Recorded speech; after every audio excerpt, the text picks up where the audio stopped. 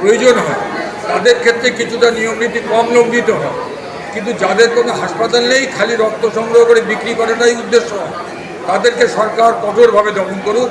এটাই আমি রায়গঞ্জ নয়, আমি 70 ঊর্ধ্ব মানুষ, 52 বছর ধরে রক্তদান আন্দোলন করছি, আবার সব জেলায় জেলায় যাচ্ছি। তাতে একটা কথা বলতেই, সরকারি ব্লাড ব্যাঙ্ককে আরও শক্তিশালী করতে হবে এবং রক্তদান শিবির সংগঠিত করতে হবে সরকারি ব্লাড ব্যাঙ্কের মাধ্যমে।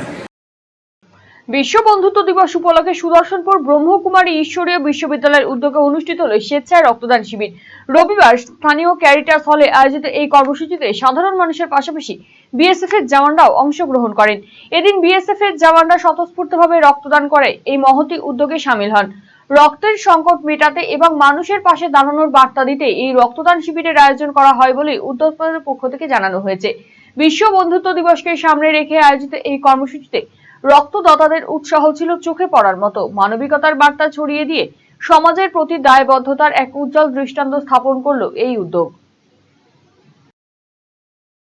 বলবো এটা ভালো লাগছে যে রায়গঞ্জের স্বেচ্ছায় রক্তদানের বাৎসরিক স্বেচ্ছায় রক্তদাতার হার ছিল 4.8।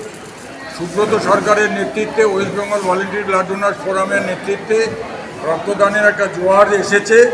এখন অনেকেই রক্তদান করছেন, কিন্তু সবথেকে বড় সেটা যে রক্তদান কোথায় করবে। আমি Apurba Ghosh West Bengal volunteer blood donors forum প্রতিষ্ঠা করেছি, federation of blood donor organisation of India প্রতিষ্ঠা করেছি, ভারত সরকারের জাতীয় রক্ত সঞ্চালন পর্ষদের পরামর্শদাতা থেকেছি, রাজ্য রক্ত সঞ্চালন পর্ষদের পরামর্শদাতা থেকেছি। সরকারি ব্লাড ব্যাঙ্কে রক্তদান করি।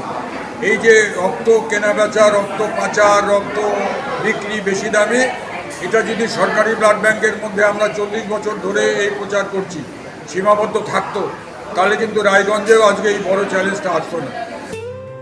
আপনি কি জীবনে বিভিন্ন সমস্যা ও মানসিক অশান্তি বা ভবিষ্যৎ নিয়ে দুশ্চিন্তায় ভুগছেন?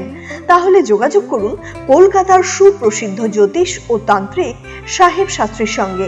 স্বর্ণপদক প্রাপ্ত ও একাধিক আন্তর্জাতিক সম্মানে ভূষিত, পারিবারিক ঐতিহ্য সম্বলিত দীর্ঘ অভিজ্ঞতা সম্পন্ন জ্যোতিষ পরামর্শদাতা সাহেব শাস্ত্রী স্বামী স্ত্রীর কলহ ও পারিবারিক অশান্তি, প্রেম ও সম্পর্কজনিত সমস্যা, বিবাহে বিলম্ব ও মাঙ্গলিক দোষ, শত্রুতা ও মামলা মোকদ্দমা সংক্রান্ত সমস্যা, চাকরি ও ব্যবসায় বাধা, কালসর্প দোষ সংক্রান্ত পরামর্শ, অন্যান্য ব্যক্তিগত ও পারিবারিক সমস্যার বিষয়ে জ্যোতিষীয় পরামর্শ নিতে আজই আসুন।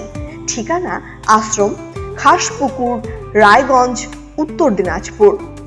যোগাযোগ 9907966365 ও 9593569322।